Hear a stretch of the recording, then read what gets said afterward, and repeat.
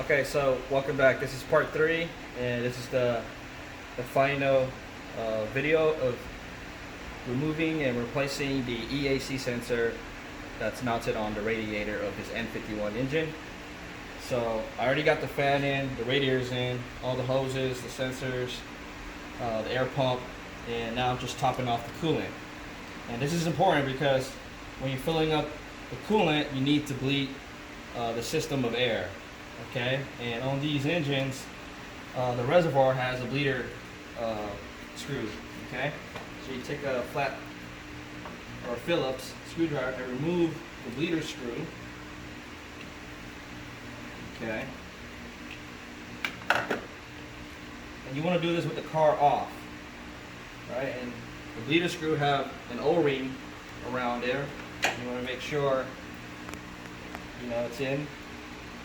Like this one here. So that's the O-ring there. This one is pretty flat, which is bad. You want it more oval, more round. Definitely have to replace this later. Don't lose this screw because otherwise it won't hold pressure.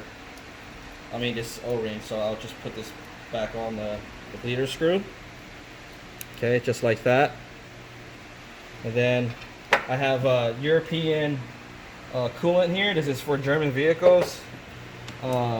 Antifreeze is blue, and this is compatible with the engine.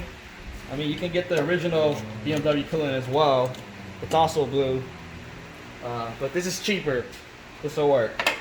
All right, and you just pour it in, and as you pour it in, you're going to see it coming out of the bleeder port here. Okay, you want to keep pouring it in until a nice stream of coolant comes out of that port. Alright, it's going to push all the air out up top. Alright, going to push the air up and out that port. So I've already added some coolant already. So hopefully it'll just take one more jug. In all, I think it takes 2 of these jugs. So you see how it's filling up. And once it starts coming out of the bleeder port there, you might see some bubbles coming out. That's good. That's all the air getting removed. You see, kind of like that. If I tap on it, let's see. Okay, just like that. So that looks pretty good. Just seal it up. Put that bleeder screw back in.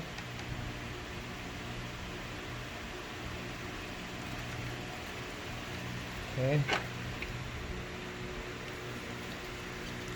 And you don't want to over tighten this bleeder screw, right? Just snug it. Let the seal do the rest. Just like that. It's made of plastic. You over tighten it, you'll break it. They easily crack and leak. So now this part is done, and you always want to double check your work, especially when you're doing a radiator replacement. You want to make sure that all your connections, all the hoses, the expansion tank is all it's nice and sealed. Okay, so in the next clip I'll show you how to pressurize the cooling system. Thank you.